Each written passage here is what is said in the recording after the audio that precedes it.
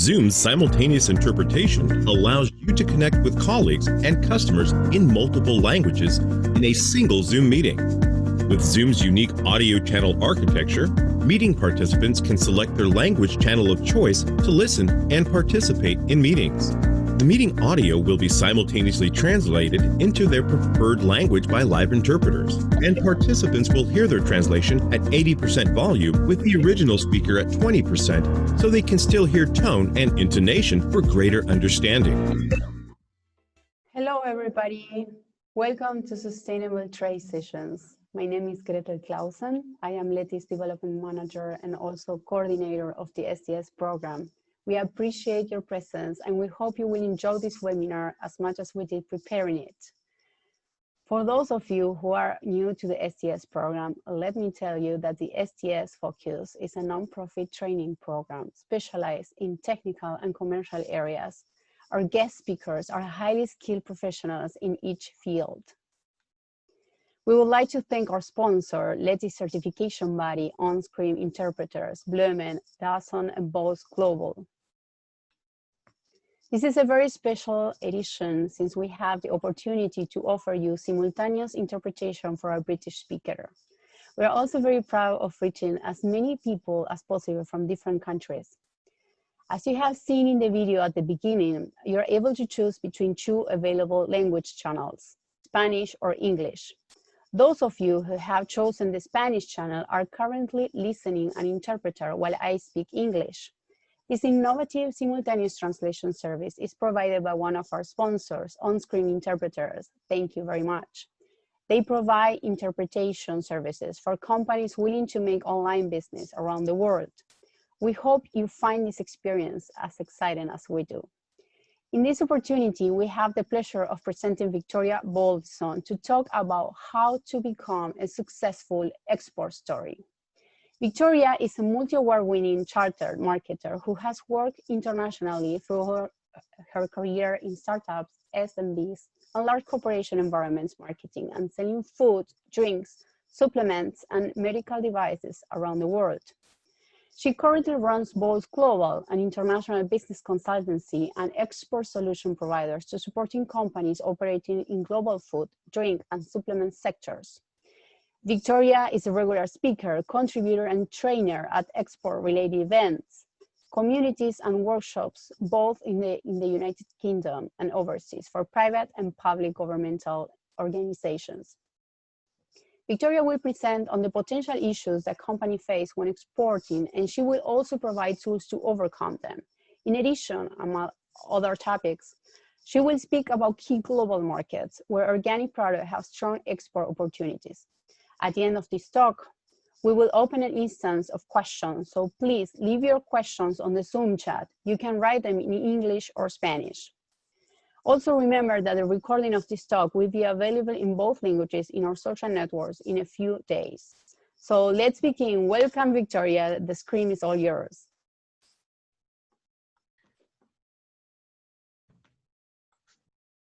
Brilliant. Thank you so much, Gretel, for that introduction. And thank you so much for inviting me here today to talk to you all on the topic of how to become an export success story. I'm really excited to be here. There's lots of different countries and industries within food, drink, and agriculture who are present on this webinar today. And I hope you find the next 20 or so minutes useful for you. Whether you are at a point of exporting already within your companies and organizations that you work for, or if you're already exporting and having some success overseas, to take this as an opportunity for you to reflect a little bit, consider some of the things you're doing at the moment, and hopefully come out of this session with a bit food for thought, as we would say in English, and some key practical steps for you to take forward and keep progressing your internationalization journey. So let me share my screen with you for the presentation. There we go. Brilliant. So let's take you through the next few minutes. Like Gretel said, I really want this to be a practical session, and we're very open to questions. So please do, at any point something crosses your mind, any questions you want to ask, do put them into the Zoom chat and we can discuss them at the end of this session. Okay, let's just move this on. So just a little bit about myself and Bols Global, as Gretel kindly introduced me. I think she said most of the things that cover who I am and what I do. I am actually multilingual myself. I do speak Spanish. I know we have a large Spanish speaking community online today, although I've been asked to obviously do this talk in English as well. So speak Spanish and French. I'm a marketeer by background, so started on the marketing side and business development. We help a number of companies around the world with international marketing and business development specifically. We are an international business consultancy and export services provider for businesses around the world wanting to grow and wanting to increase their international trade. So let's move on. So in terms of what I want to cover for the next, for this session in the next 20-30 minutes, as I said, the areas I want to think about and touch upon.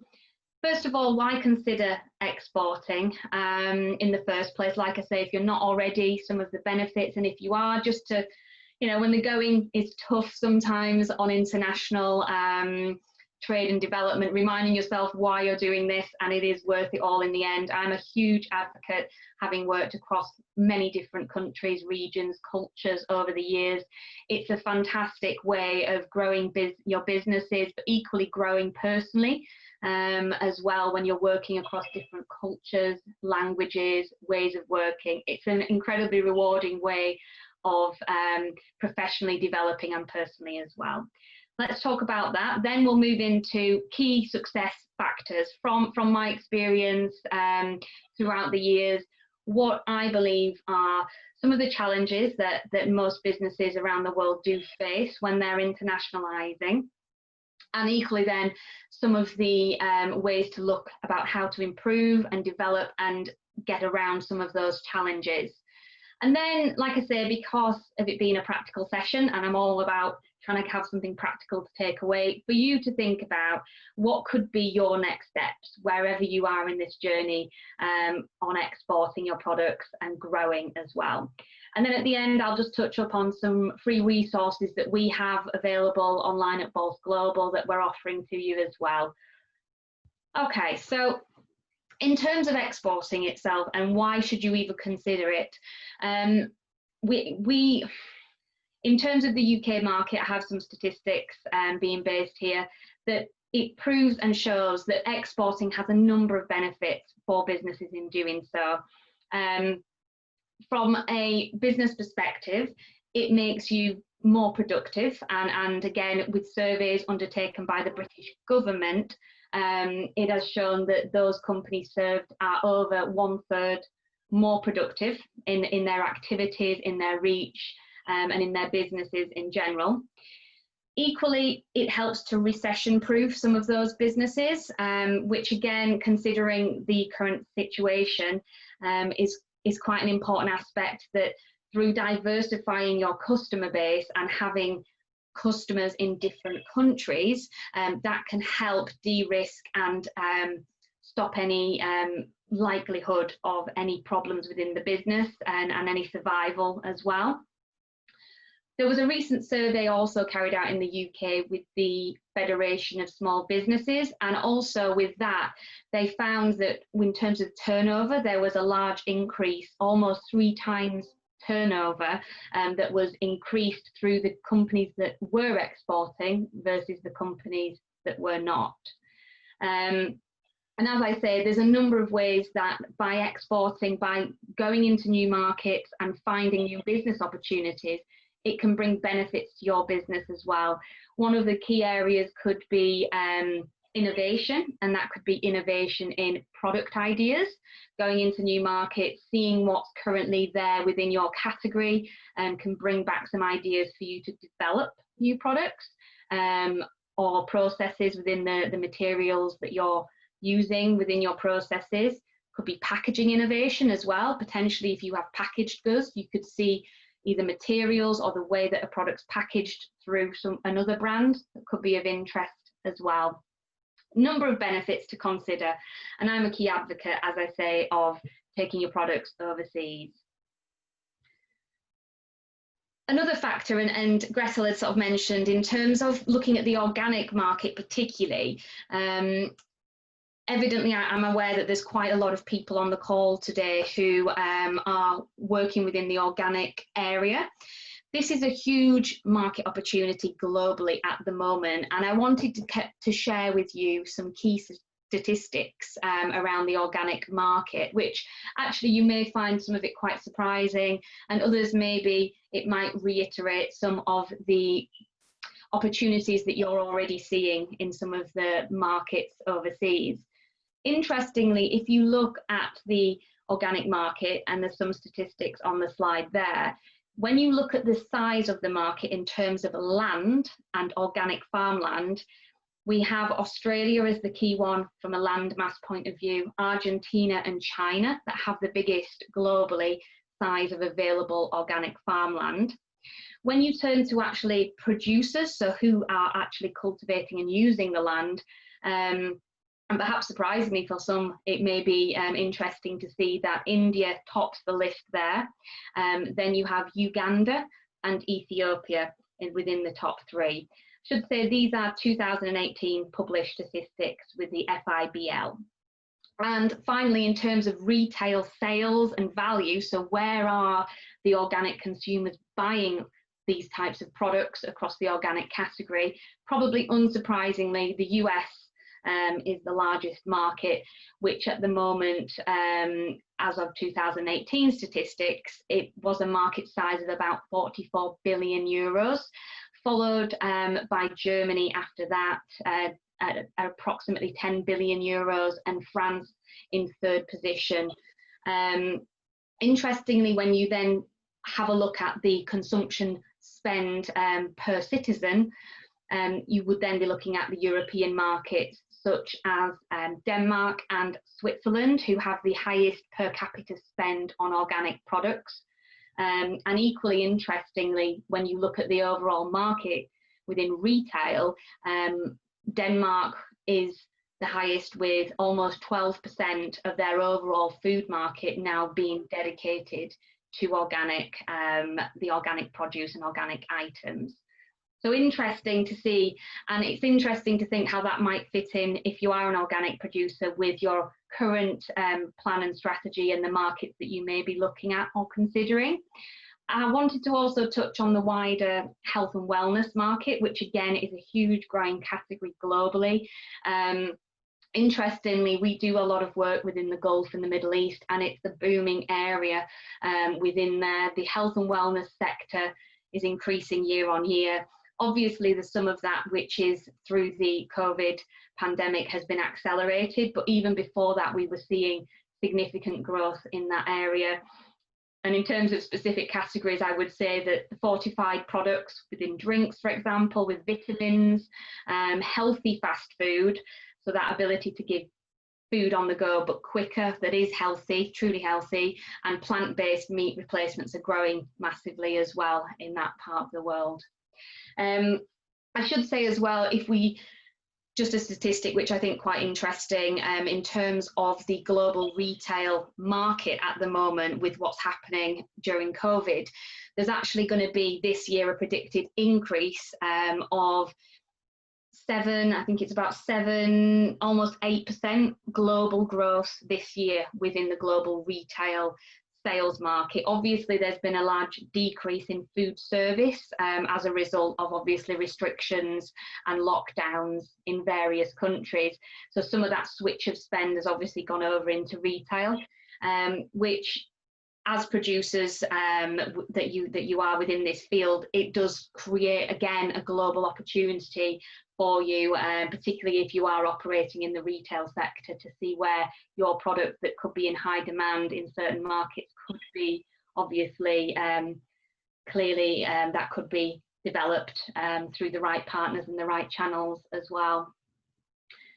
So let's move on to the part around key success factors. So this is drawing on my experience of brands, manufacturers that I've worked with over the years, and where I see the most important aspects that you need to consider during your exporting or your journey onto exporting that will give you the best success. And you may find this surprising, but I would say above anything else, it has to be that you have the right mindset in order to do this, and the commitment in the longer term in order to succeed. Selling overseas, understanding new markets, then getting your products into market and developing them is not a short-term solution. It is a long-term commitment.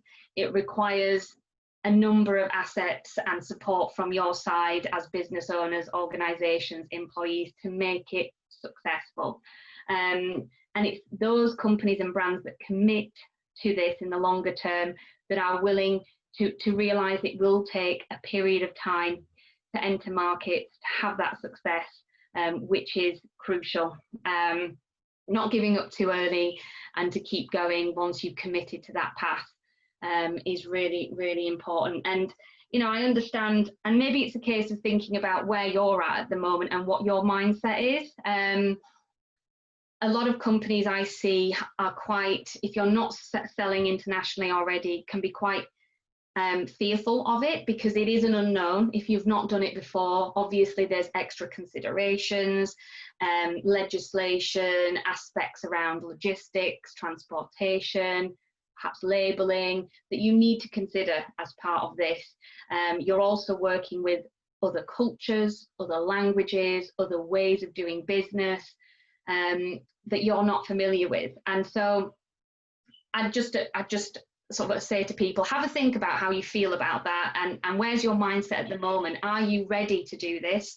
Are you willing to kind of go into some of those unknowns and be able to work through them? And it's a constant evolution of learning and being quite resilient in order to get success, and you have to be okay with that, and in that sense it's not always for everyone.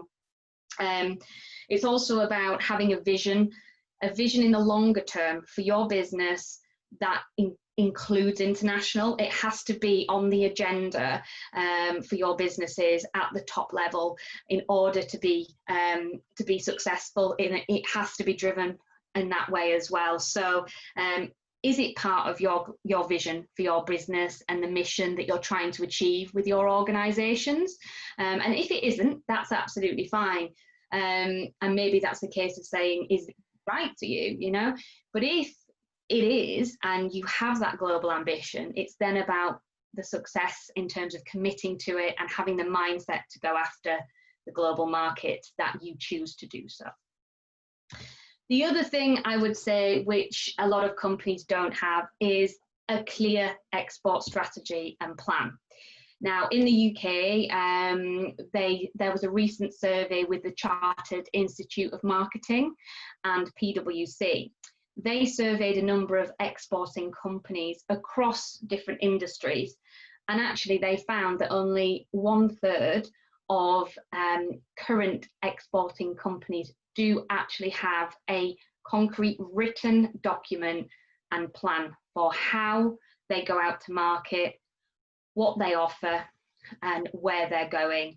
And, you know, for me, it's so important, and I see this when companies don't, that, you know, exporting has happened as reactive opportunism. You know, somebody has come to you and you've been able to realize the opportunity. Okay, great. But actually doing it in a much more strategic and proactive way, knowing what your offer is for international in the first place, and within that considering various other factors that you have to take into account, understanding what your route to market is as well, because obviously it won't necessarily be the same as how you serve your domestic customers, and knowing some of the other considerations, and also where the focus is, you know, the focus.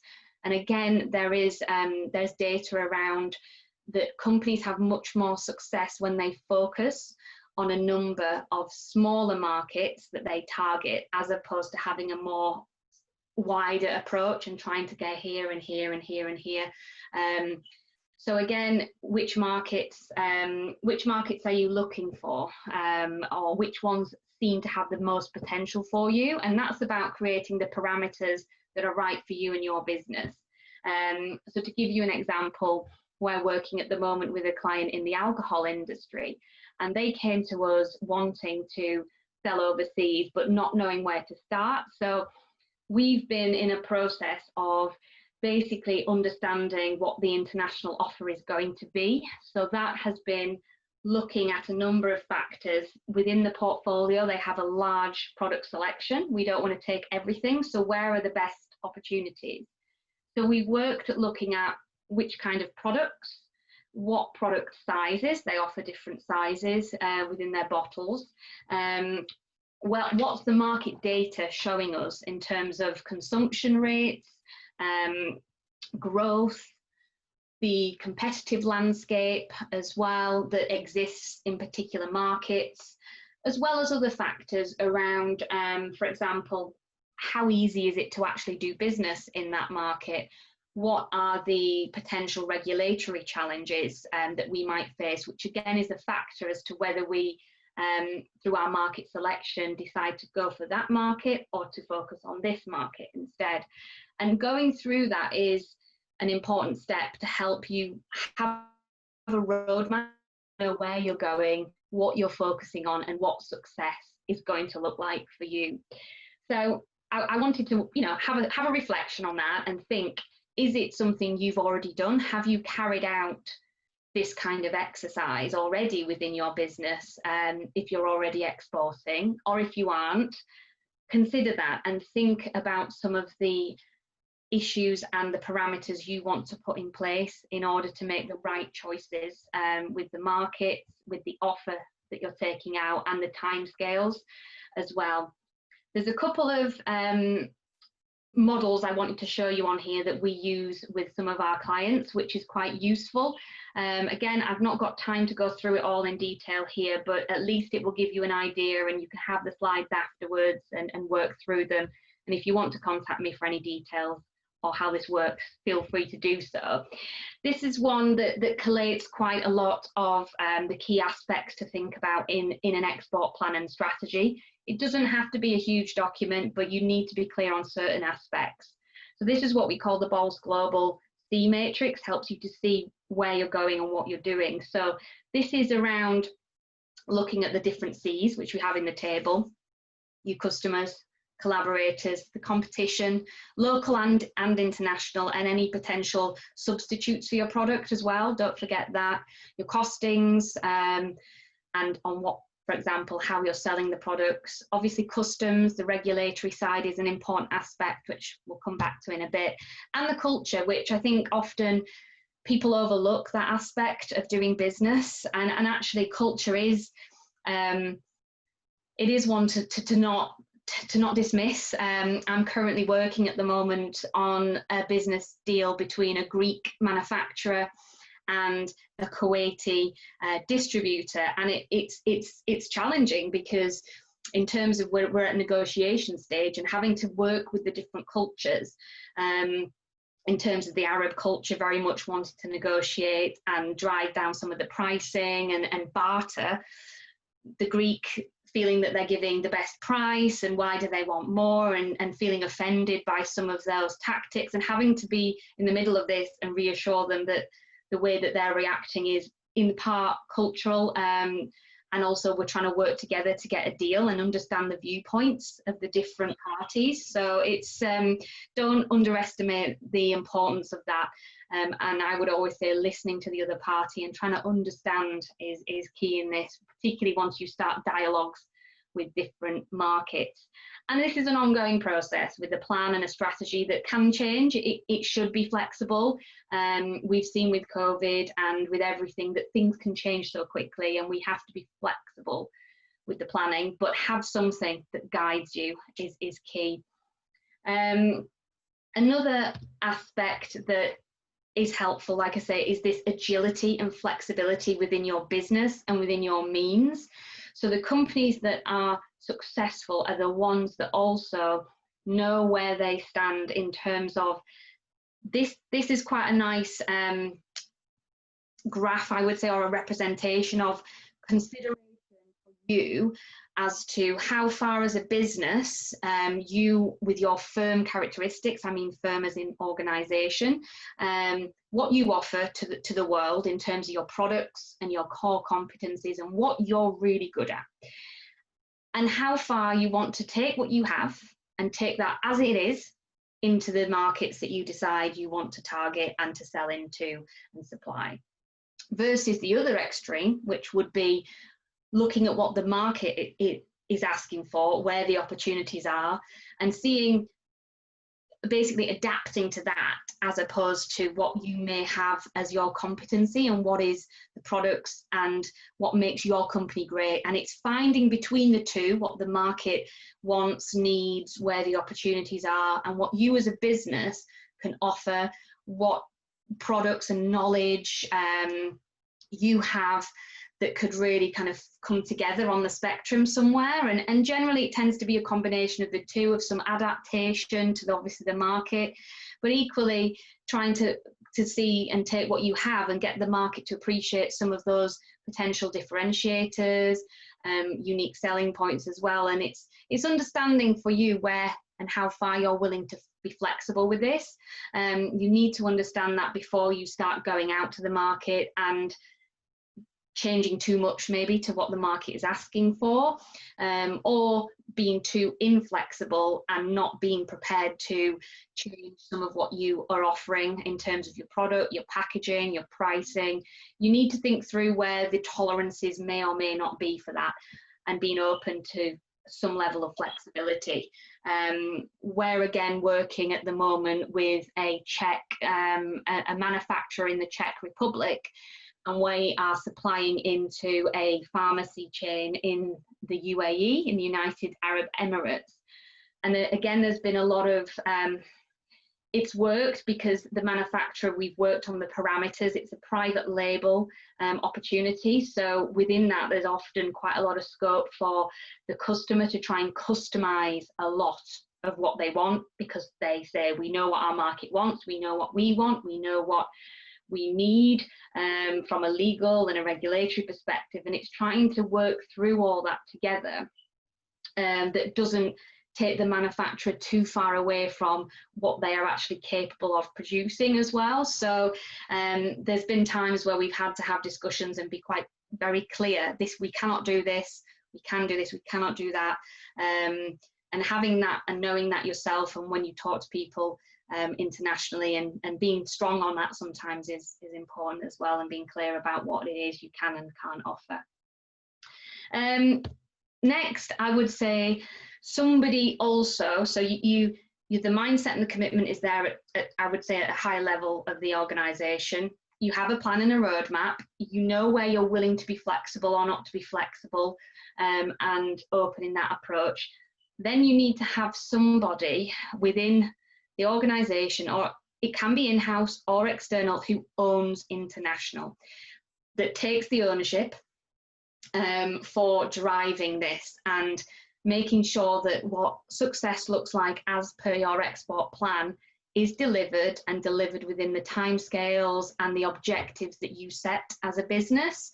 And as I say, this can be internally, and maybe there's somebody within an organization who is skilled, is willing, wants to do it, either can be trained up if they need to be and have some training in it, or you might want to outsource that, I guess, responsibility to a third party that works closely with you.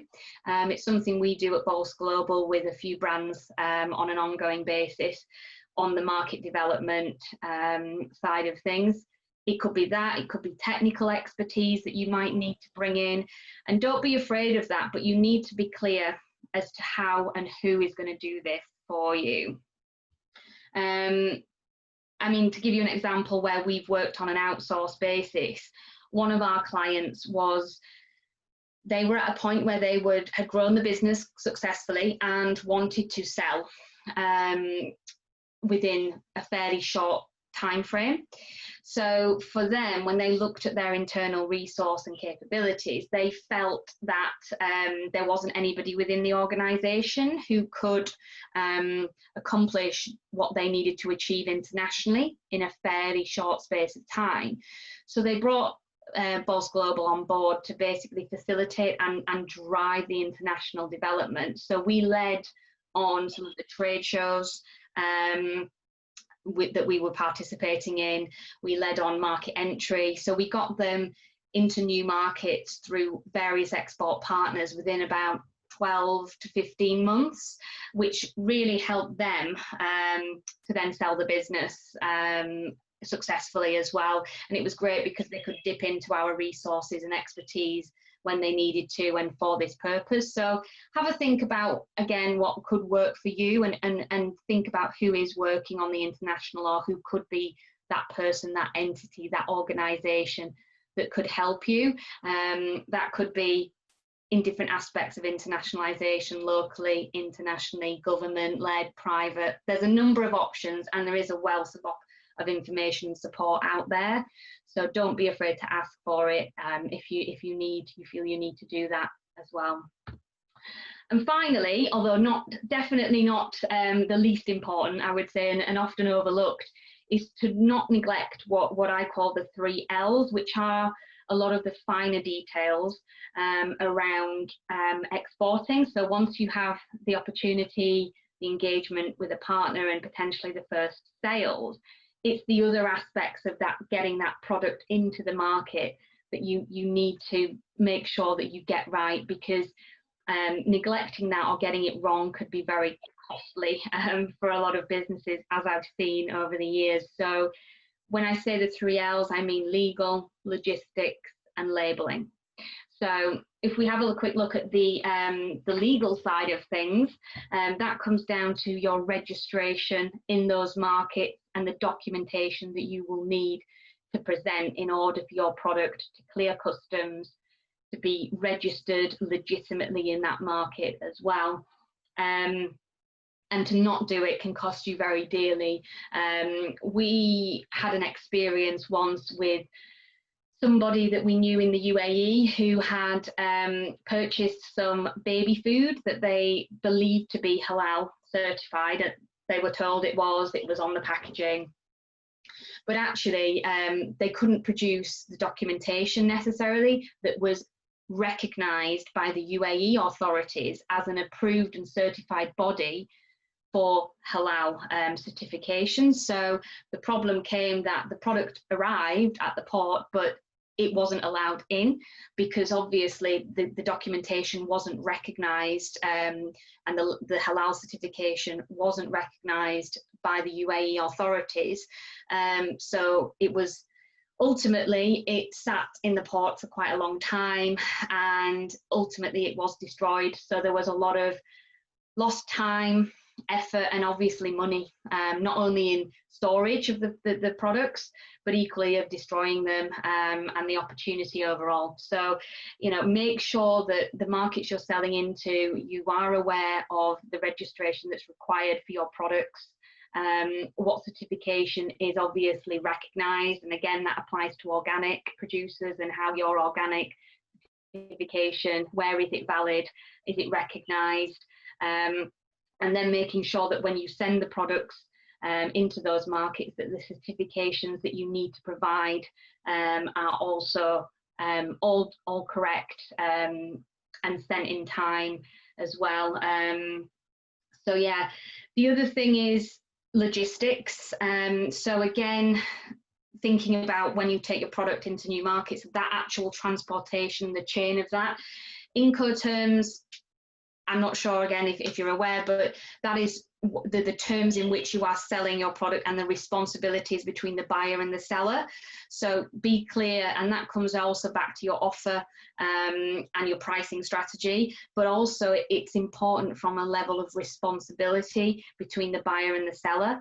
So if there's issues, if you're selling sea freight and something happens on the water, or at port it lands and there's a problem, whose responsibility is that? And that will also depend on the Incoterms that you sell to.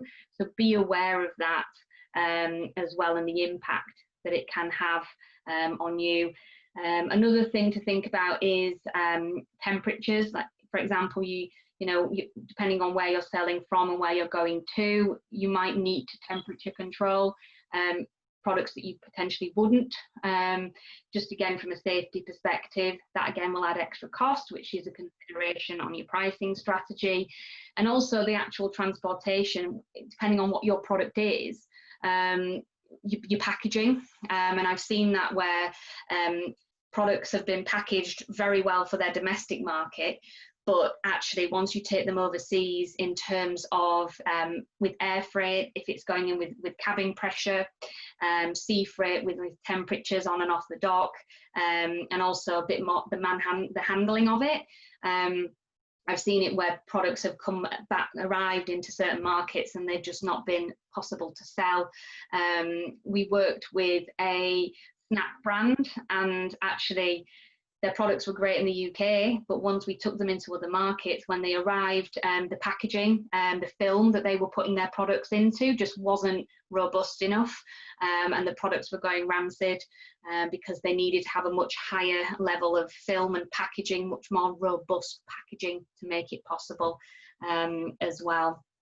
So think about that and how you may need to adapt that. And the labelling as the last aspect is, again, making sure that what you actually have to translate, if you're translating on the labels, is correct, not only from a translation point of view, but also from a compliance point of view. And that can be something that people don't consider. They translate the label and it may be grammatically and word for word correct, but actually, is that recognised and accepted by the market into which you're selling? And an example of that would be, for example, with the Middle East and the Gulf markets. If you look at Arabic, obviously there are several varieties of Arabic, and if you have an Arabic labelling on your packaging on your product, then actually it may be accepted in some markets, but not in others. And actually some markets, for example, Saudi Arabia and the United Arab Emirates, are much stricter on additional information that needs to be on the packaging that, for example, other Arab-speaking markets won't require. One example, we had a problem with one of our clients where the Arabic had been translated on the packaging in terms of it was correct, but actually the use of the word, one of the words of the ingredients, had a religious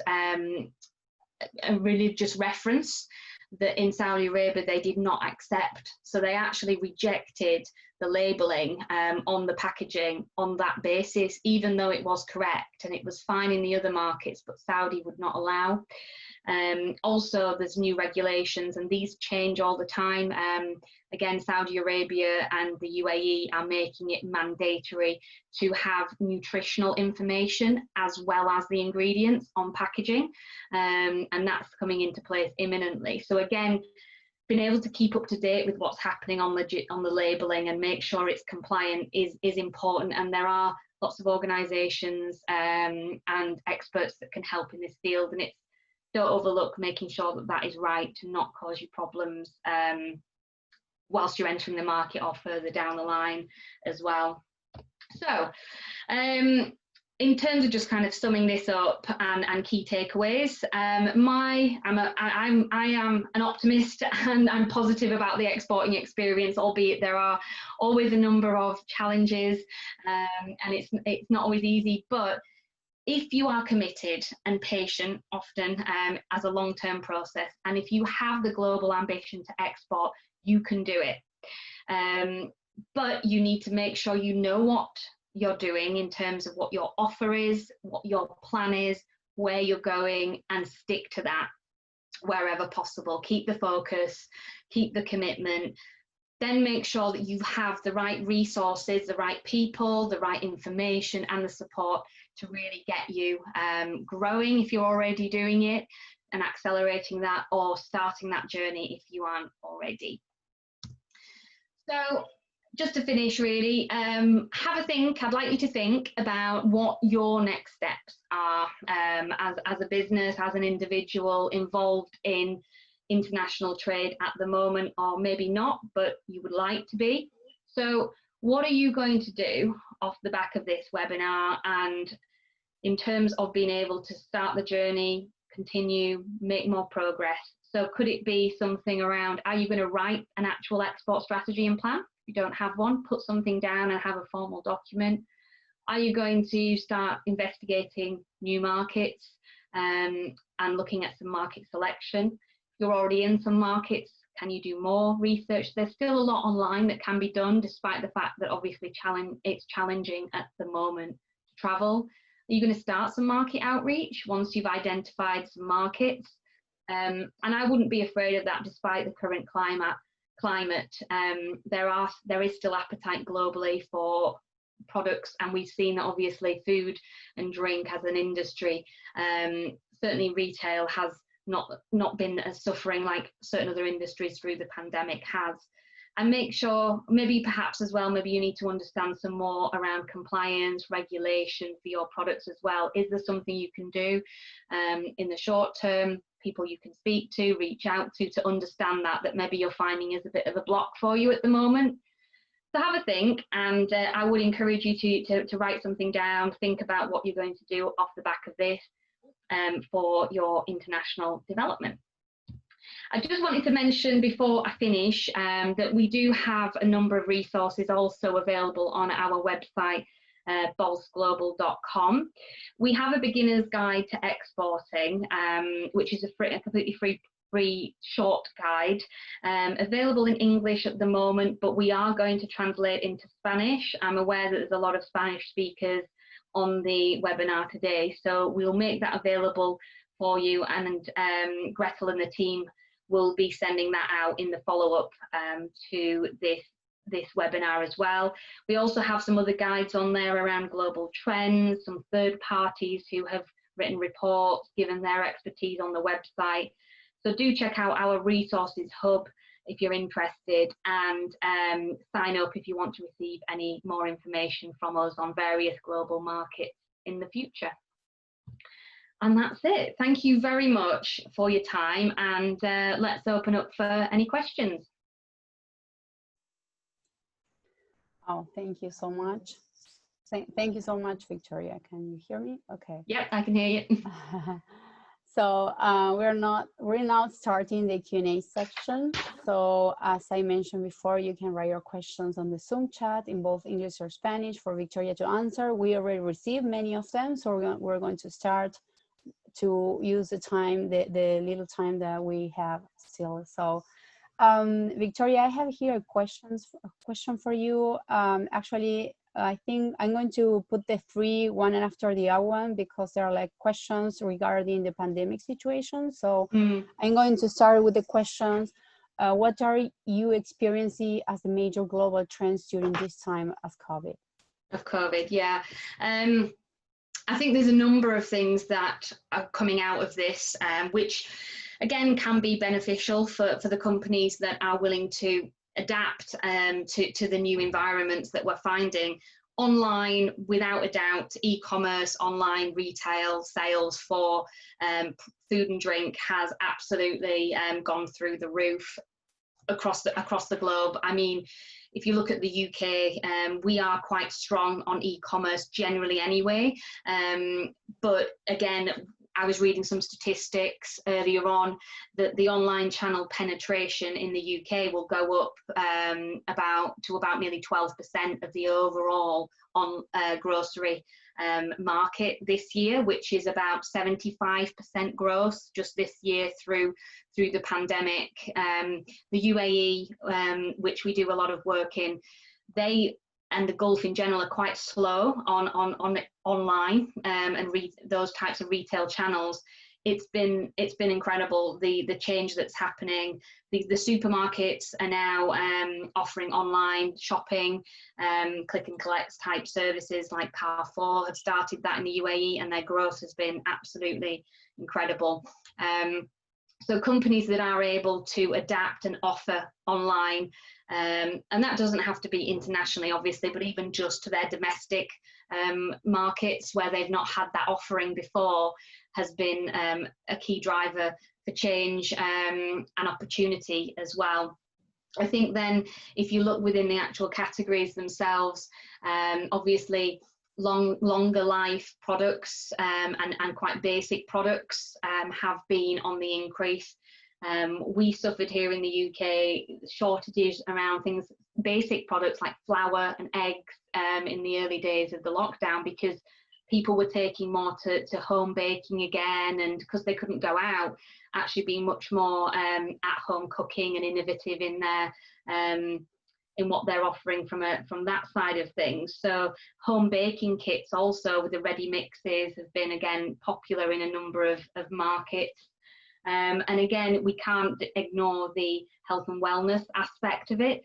I mentioned, and I think you did, we do some work in, for example, supplements. Well, the demand for immunity-based products and offerings, so just even general vitamin C and zinc supplements have absolutely gone through the roof, and a lot of the supplement manufacturers are fully booked for production for the foreseeable future because of that. So, and I also think that frozen is quite an interesting category that now, again, because of in some ways lack of availability of fresh fruit and vegetables in some markets, they've had to turn to other alternatives, and having frozen product that they can obviously utilize that's got a much more longer period for consumption, again, I think has seen some good increase and demand as well. Okay, thank you very much. I have another question that is somehow related to this pandemic situation, and it says, what will be the variant to prioritize for those who have the possibility of exporting, considering we are transiting this pandemic? Say that again, sorry, Gretel. So what will be the variants to prioritize? So what are the prioritizations we have to take into account while if we have the possibility to export while we are suffering all this pandemic situation?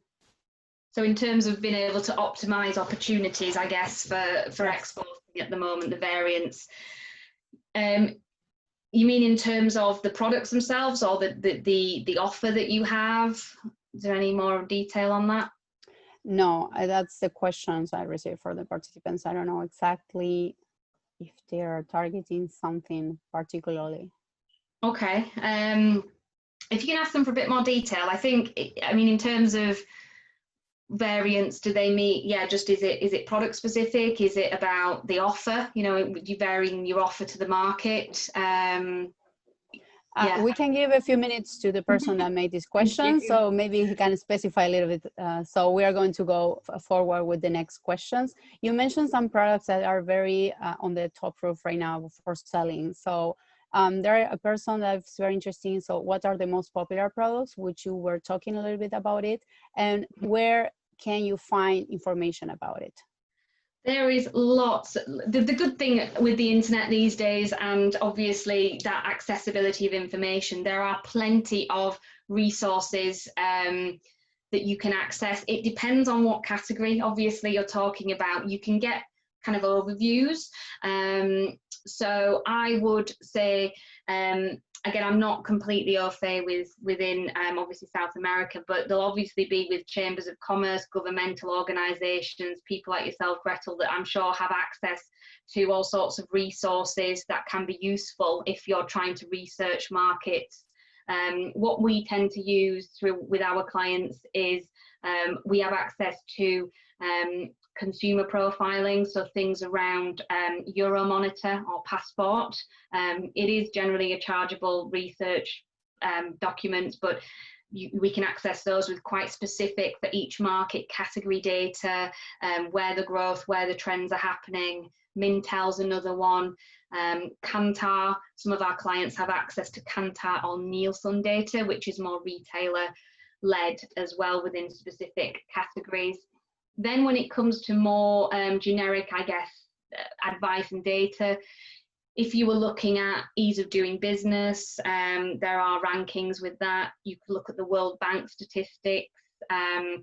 The EU within Europe have a number of free guides available, and I can give you some of those links if you want as well, Gretel, that I'm happy to sort of let everybody have in terms of a few websites that will give you some statistics or where you could start some of that market intelligence piece, because obviously I'm aware that, you know, traveling at the moment and getting into markets for some of that intelligence is quite challenging. The other thing with the obviously online space, thankfully, is that if companies and retailers are putting their products online, as a consumer, obviously you can go and buy them, but as somebody researching a particular market, you can go online and equally search for any potential competition, for example, anything that's available in your category already for those supermarkets, for those consumers. That could also be quite a bit of interesting intelligence that you can do, you know, from your desk. Basically, there is quite a lot you can gain insight wise as that. Okay, that's great. Okay, I'm going to keep going with the questions because there are many of them. So one of the questions is, do you help in exporting services such as marketing research within the organic farmland regions? In terms of, I mean, it's something that we offer as a business. We will undertake market research for clients in certain aspects and areas as well. So it's something we do as part of our project work. So, you know, if we go back to some of the examples that I've given, you know, we've undertaken, for example, into the Middle East, we've looked at products for children, young children, and where the opportunities with them could be. Where we go back to the alcohol side of things, then, you know, we also were looking at where the opportunities are into certain markets as well, and where the alcohol consumption rate is. So we can undertake some of that research piece if companies are interested in it. And if it's not something that we could do, depending on exactly what it is, we also know other organisations that we could signpost to as well. So, so yeah. Okay, that's great. Good. Then I have here a good one for you as well. What are the limitations that we can find to business from Latin America to the United Kingdom or the rest of Europe? Interesting. That is a good question. Is one going back to culture, I think, and ways of working. I think within Europe, again, Europe, we're talking about a continent, and even within Europe, I find when I speak to the French, to the German, to the Swedes, again, we have different ways of working. I think European mentality can be more quite business, quite straight down to business, quite task orientated, wanting to get results quite quickly and you know, move. My again experience is, you know, within Latin America, it takes a bit longer, and it's more relationship building. It's about making sure that you're comfortable with the people that you're working with, the companies you're engaging with, you have an understanding and a knowledge of each other, and that mutual trust, which needs to be established first before you would move to necessarily actually transacting and doing business deals. Whereas within Europe, it can be much more the other way around, about, you know, is there a business opportunity, and then let's work through that, and off the back of that you might develop and establish some nice relationships from a professional capacity, but it's not usually the key driver within Europe, I would say. So yeah, it's you have to consider those different perspectives. I think the best advice is always trying to understand the viewpoint of the other person. Like, you don't have to agree necessarily in terms of the way you approach things, but you have to be able to agree on a solution and being able to conduct business together to get to that final solution together, albeit that you might have different perspectives around how and where and what and everything that happens along the way. And I think clear communication is key to that as well, and being communicative. I think there's actually, and I think with the pandemic at the moment, and people's level of communication is a bit more challenging, even though in some ways a lot of people are obviously a lot more online and visible in some ways. But I'm finding that just communicate, I would say. A lot of the time people sometimes don't, and it's about, you know, it's not about the silences, it's about what you can say and understand each other. And if you're not sure, ask for that understanding and get that clarity, which isn't always isn't always easy with different cultures. We know that, yes. I have here the explanation from the very same person that made the previous questions that we didn't understood which variant she was actually meaning. And she's talking about the variants of commercialization right now in this pandemic, because I think she's meaning like you cannot go right now to a trade show or a fair, internationally speaking, to make connections. It's like you have to find other ways to do business nowadays. Right, that's what I thought. Is it more about the process of it as opposed to the, that's fine. So yeah, I mean, you're right. Obviously we can't all get on planes at the moment and go out to see different people, different trade shows. Use the online space does have advantages. I mean, I've been on, just thinking about this week, I've been on a call this morning shortly before this to Dubai. I've spoken to people in Kuwait and I'm sat here here in the UK, and actually that can still be done, some of that work in terms of the commercialization process from where you are at the moment. So using the online, LinkedIn, I find, is a great tool to be able to find people. If we go back to the alcohol brand, you know, I've been prospecting for them this week, last week. I've gone onto LinkedIn. I've had a look at people who are in the industry specifically, that are maybe selling internationally in the industry, having a look at some of their connections and thinking, okay, is there in the target markets? Let's try and connect with some of those people, have a look at who they are. Are they distributors? Are they retailers? Are they hotel chains? You know, and also, so you can actually, through your own network that you have on LinkedIn or by building it, reach out to other people. You can get quite a lot of intelligence around that through online. So LinkedIn, I think, is a great tool for people on the business to business side. You don't need to be a premium member or be paying for it. Just build your network through the free version, connect with people, look at other people's connections where you can. Some of them are locked down, some of them aren't though. So if they're in a particular industry and working overseas, you might be able to, through their connections, find somebody that could be interesting or a market opportunity, and approach them that way as well through some mutual connections. So I find that quite useful.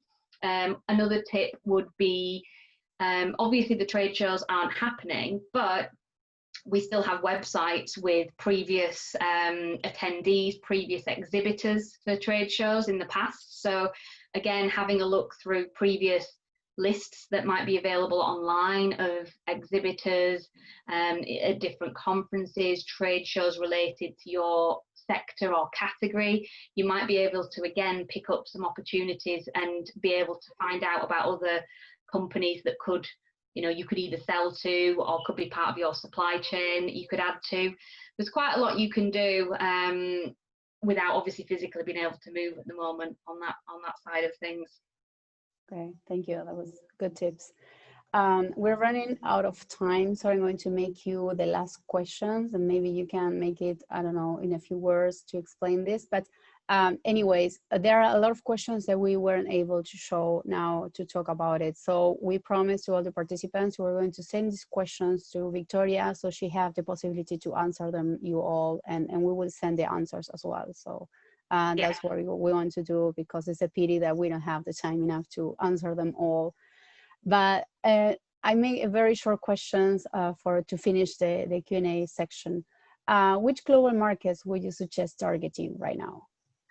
Yeah, great question. I think it depends on your product. So you have to look at your product and decide whether you want to look at the larger markets for your category, or if you want to go a bit more niche into some maybe unknown developing markets.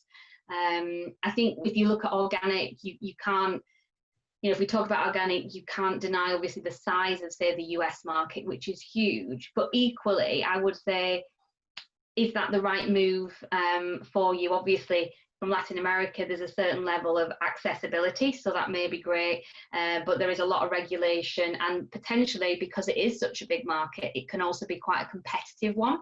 It may be that, depending on your specific product, some of the European markets where there's clearly a lot of appetite, yes, they're smaller in size, but there's high growth in places like France and the Nordics. We're seeing a lot of opportunity in health and wellness in those markets. It might be worth, yes, they're smaller, yes, they're a little bit further away, but actually, potentially you could navigate more into those. And if you're navigating European culture as opposed to American culture, it could work more favorably, potentially as well. So I think it's a fluffy answer with saying it depends, but it's understanding as well what your product offering is, where the market potential obviously is, what your preference is, and what the vision, where do you want to go and how big do you want to be with it, and then taking it forward in that way as well. But there's lots of opportunities around the world. I see that all the time, and we're working different areas. A lot of it as well is fundamentally it's finding the right people in those markets to work with, regardless of where you go. It's always about finding the right partners, whatever your route to market is, the right people to work with in that environment that really can support you and champion your brand or your product, and do great things and grow together and build. So always a tough one though. Victoria, thank you so much for your answers, and thank you everybody that participates with questions. Thank you so much. So we have reached the end of this webinar. I hope you have enjoyed it. We thank you deeply, Victoria, for your valuable contribution to this STS focus, and we would like to all attendees, this is very important, to all attendees to complete the satisfaction survey that we have sent via email, so where you can request also an attendance certificate to this webinar. Additionally, as Victoria already mentioned, we're going to send you all the handbook, a beginner guide to exporting, both in English and Spanish version, along with the PDF of Victoria's presentation. So all this information will be sent for those who complete the survey, so that's very important. So thank you once again to all our sponsors whose support in every edition is priceless for us. Leti's certification body, on-screen interpreters, Blumen, Dazon, and Bose Global. And to all the companies and organizations that accompany us today: Ovis 21, Grassfeed Group, La Pastoril, OAME, Foodtech, BioTeam, IQS Inspection, Bodegas de Argentina. And of course, to all our dear attendants. So thank you so much for joining us in this STS Focus Online. We hope to meet you again to continue exchanging information and training. See you soon and stay safe. Thank you very much.